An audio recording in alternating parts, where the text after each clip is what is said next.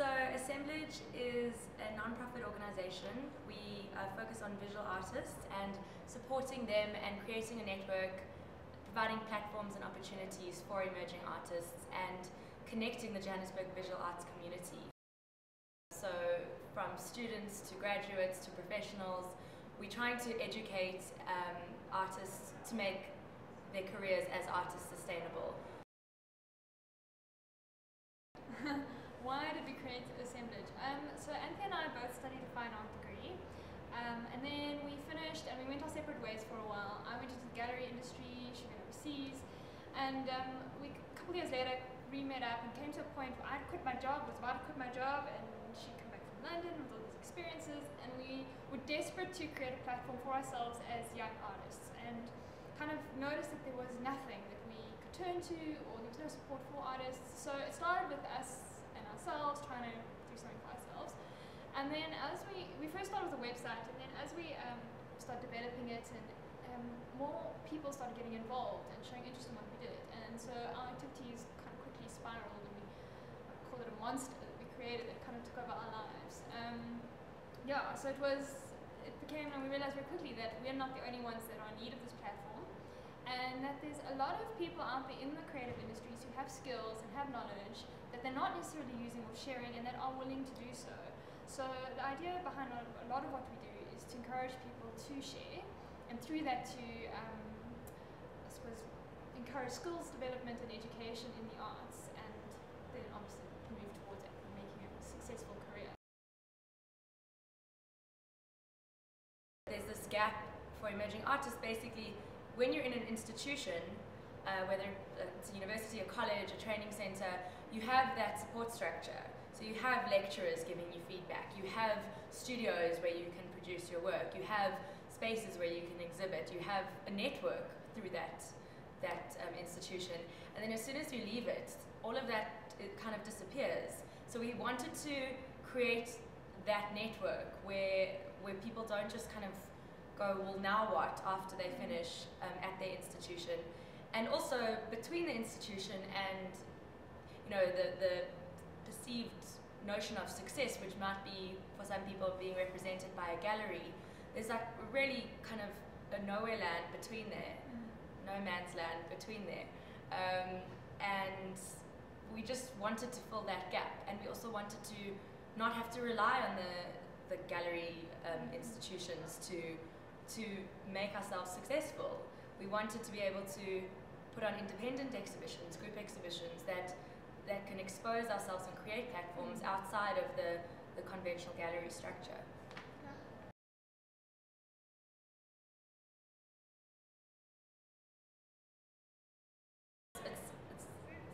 It's not healthy to produce work in isolation. I think it's very narrow-minded for people to kind of sit in their studios and not know what's going on with their peers, and you know, at the same time as them, what else is being produced. It's important to situate yourself within that community, so it's not necessarily always about collaboration, but it's about awareness of what other people are producing, what other kind of comments and statements people are making, so that you can either situate yourself with them or against them, or you know, so it's really about kind of knowing what is happening within the network. Also, so that things don't become repetitive, so that, you know, there's no kind of sameness, and that difference or collaboration or unity is conscious. It's not kind of incidental.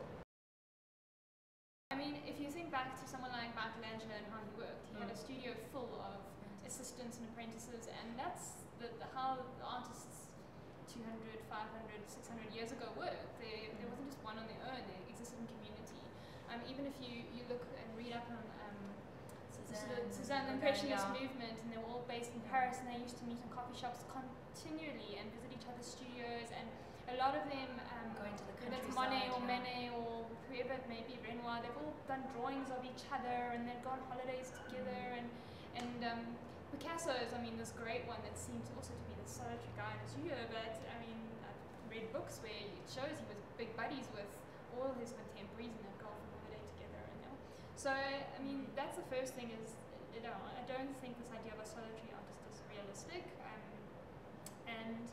I do think there has been, certainly in South Africa and Johannesburg for quite a while, a tendency for artists to be on their own and try and keep, a lot of it I think is to do with fear about people stealing their ideas, which I think also speaks to our society as a whole. There's a lot of fear everywhere. And so it's trying to break that down to get to a point where artists are willing to talk to each other about what they're doing and why they're doing it, not so that someone might steal it, but rather to make it better and then make it a realized thing.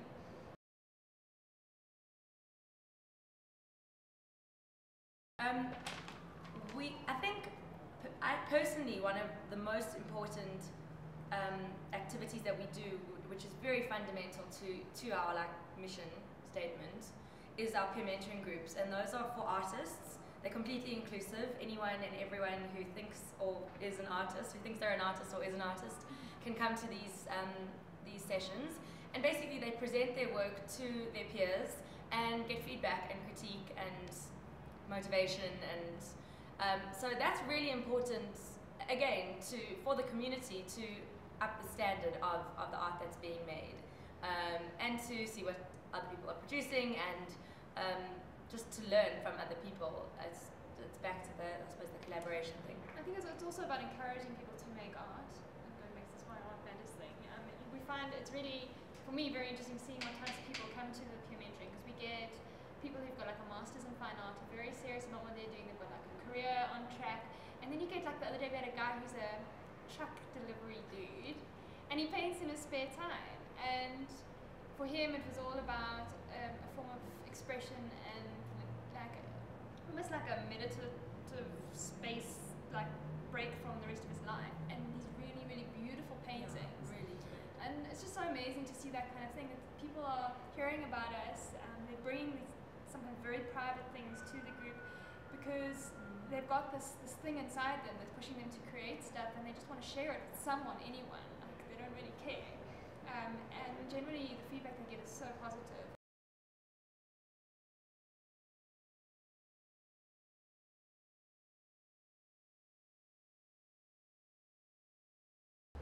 Why art matters. I went to an opening on Sunday at the Johannesburg Art Gallery for the Artist Proof Studio, and there was one of the students that said a speech, and I really liked what she said, because I found it's what we're trying to accomplish with Assemblage as well, and other organisations like Artist Proof Studio and Market Photo Workshop, and other kind of small non-profits, either training places or just collectives like we are. She said that she came from a very art ignorant family. It was never encouraged. It was never, it was probably discouraged rather than just kind of apathetic.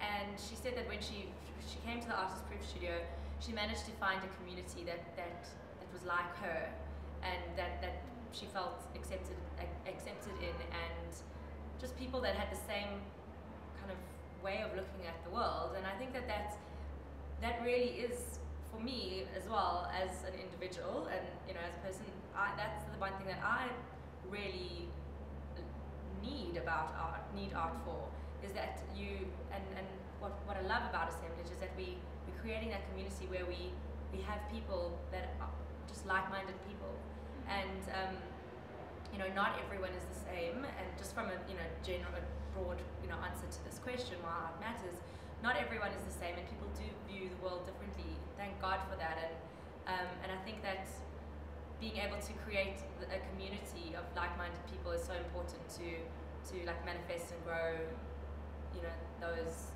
things. It's entrepreneurial, really. Being an artist, I suppose, is entrepreneurial. It's running your own business. Well, I think it should be viewed like that. So basically, it's job creation from your own initiative, and I think that that's important. And I know that I don't know. I think that government does see it like that as well. I know that the Artist Proof Studio, that's one of their main focuses, is to give skills to it's a printmaking studio, give skills to artists to be entrepreneurs. So I think that that's actually a really important part of art as well, and if you look at it like that, being an entrepreneur, saying, well, I'm going to run my own business, I'm going to work for myself, I'm going to put my blood, sweat and tears into my own business and to make myself a career with something that I'm talented with is really important. I mean, someone once said to me, why would you, well, obviously it depends on what you want to do with your life, but why would you go spend 8 to 5 at an office working for someone else, for someone else's end goal, kind of just time, energy, kind of emotion? Why would you be putting that into someone else's business when you, if you're able to, could be putting it into your own? And that's essentially what we're doing as artists. We're putting time, energy, money, effort, emotion into our art to make a successful career. So, yeah. I mean, the other thing that we haven't really touched on, which I think does also link into what we're doing in terms of the broader picture of South Africa, is in this post-apartheid climate, it's still dealing with bringing different communities and races and peoples together and getting them, going back to this exchange thing and sharing thing, getting them talking to each other, working together towards making things happen. We first started, Louise and I and 2 of our friends, white females from Wits, with an honours degree, very specific, and we were, obviously we were very conscious of that, and now, a year and a half later, we're engaging all types of people, like as Louise said, master's level art students, self-trained artists, black, white, Indian, female, Jewish. male. We've got so many different types of people working in this very space. So that's so great. And just from a personal point of view, I've met so many people, so many great people through what we've created. It gives me hope for the country that Yeah. we can, in this small microcosm, make like all these different types of people work together. Then there is hope here. Like things can get better, but it's like one tiny step